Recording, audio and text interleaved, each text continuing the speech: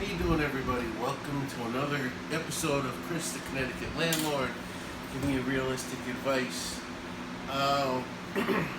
Today, topic I want to jump into is negotiating. This is geared for your first property, your second property, or someone who's already purchased their first property and things maybe didn't go so well. Maybe they're not making money. Regardless, sit back, feel free to take some notes. And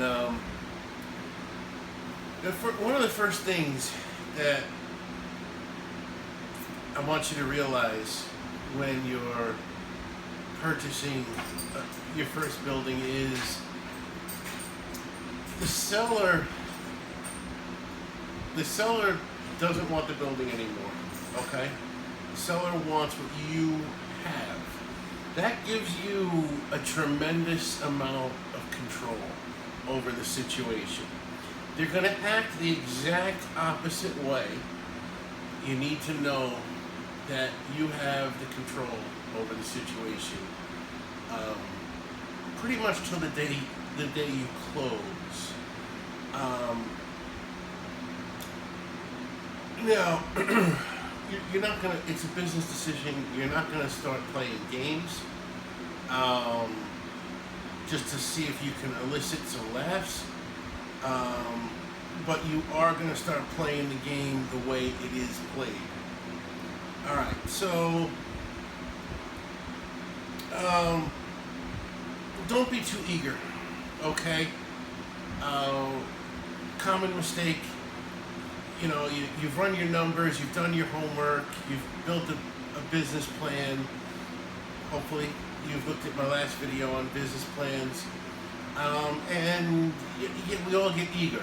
Making more money is something every sane person on this earth wants to do. Okay? Just don't jump the shark on this one. You really gotta be patient. Okay? Don't settle. Don't settle for a building that is not in the neighborhood you want. Sorry, I'll get rid of my cancer stick here. It's not in the neighborhood you want, or it's not in the condition that you want, or you're maybe not thrilled with anybody that's living there. Okay? Don't settle at all. You're much better off protecting your capital for the business, the building that fits your plan and your model 100%. Okay? So,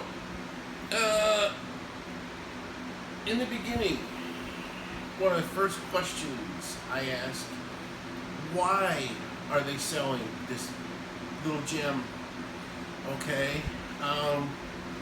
it's an asset. It's producing a lot of money. Will you get the truth? Maybe half the time. But you really have to leave your questions open-ended and listen to what you get back. You're probably going to be dealing with a realtor. Your realtor might tell you, I don't feel like they're being 100% truthful. Start to look around you if you're just getting, because they're selling. All right, pull the property cards for 10 other houses on that street and the street behind it and ahead of it. When were the recent closings? If you're looking at buildings that have been selling, been owned for 10 years and sold in the last year, consistently, owned for 20 years, sold in the last year, there's a problem in that area. You're not seeing it, but there is a problem. And people who are further ahead in the game, bigger players, are seeing it. You need to pull back at that point and try and find the root of the problem. Okay? Enough said on that. If you get an answer like, the seller only owns this one property and they're moving out of state, okay, alright, or they're getting out of the game, is another one. You have an advantage, a lever you can pull on this, which is a fast closing. We're going to assume that you're qualified, your financing is in place, and before you're shopping, all right? Offering a fast closing to some buyers or some sellers, excuse me, is just as good as money. If they're in the middle of their world and they have to get out, all right?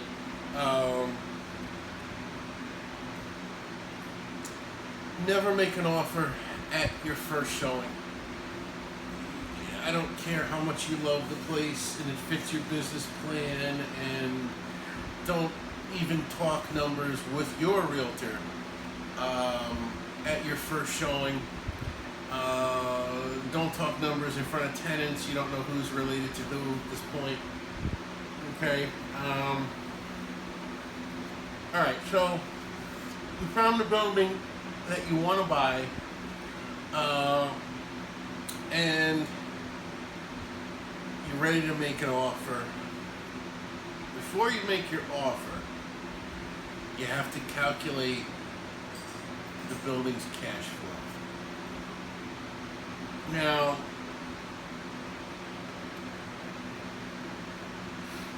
this has to be done. Some of you might hate me for this, and that's fine. This has to be done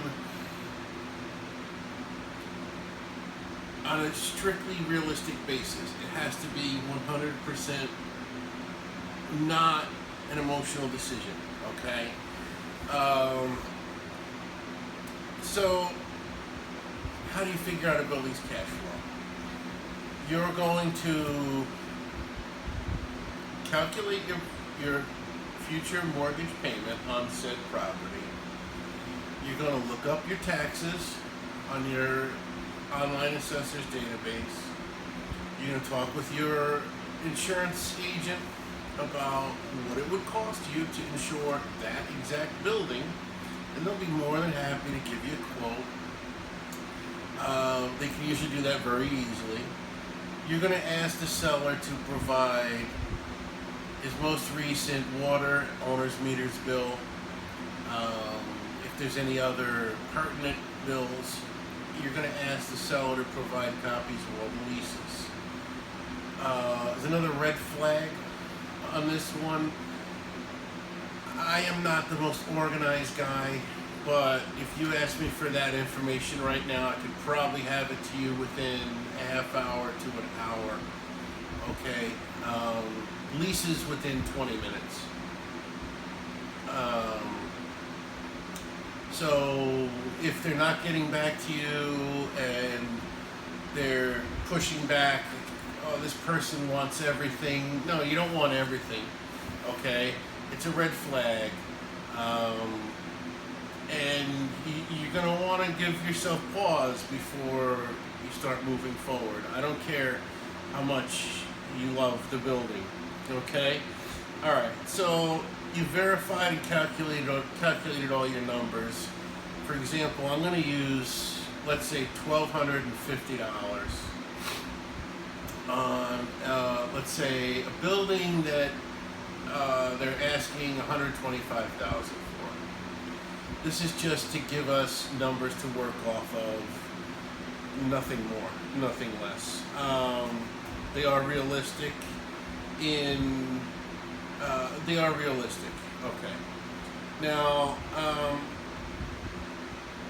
you're going to take your baseline $1,250, you're going to multiply that by 1.10.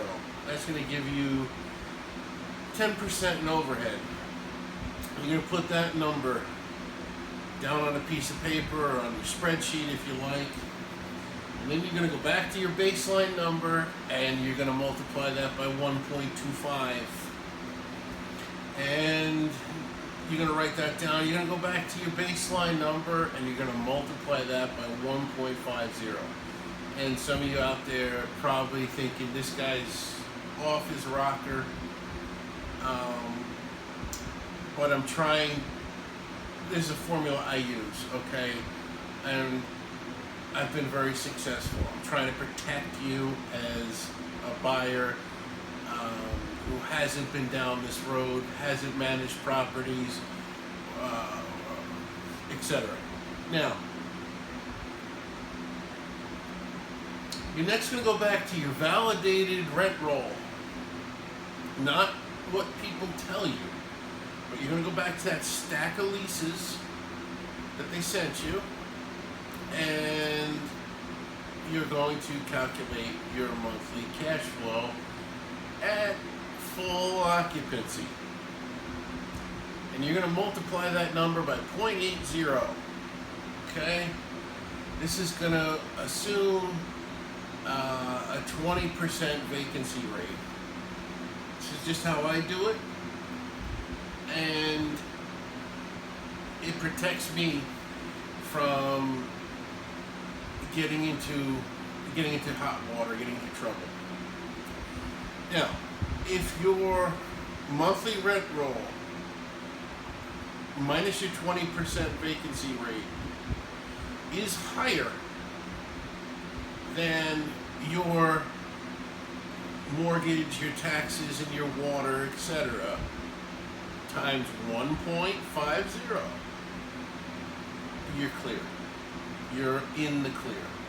Okay? You got to realize, I'm going to push back a little bit on the naysayers here. 50% is a lot of overhead, but it's going to happen on given months. You have to realize things go wrong. This is the real world. And you're the one who has to manage that building after closing. Your realtor goes on to other deals. Your attorney goes back to what he was doing. Everybody disappears except for you in this equation. And if you're not making money, nobody cares. The bank says to you, "Where's mine?" And the tax man says the same thing. So you have to have, in the beginning especially, you have to be in the black with all those figures, okay? And that's how I do it. Works for me. Feel free to comment on anything throughout this video. It's fine with me. So next, you get to calculate your purchase price. So your financing is in place. You can calculate you can ask your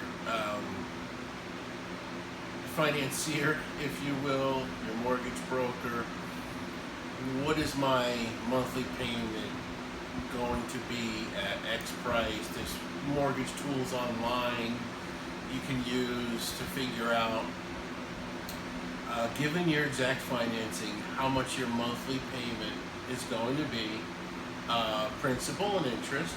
You can add in your taxes, etc. But now you have to look at it upside down and backwards.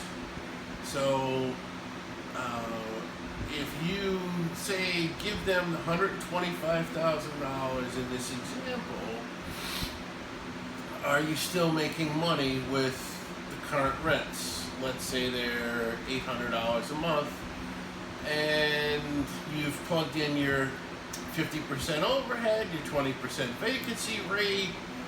You're beating the hell out of these things. If you're still making money, you're in good shape, but you're not going to pay full price. No one ever does. So let's say you go in at actually purchasing the building for $115,000. Offer them $107,000, $109,000, and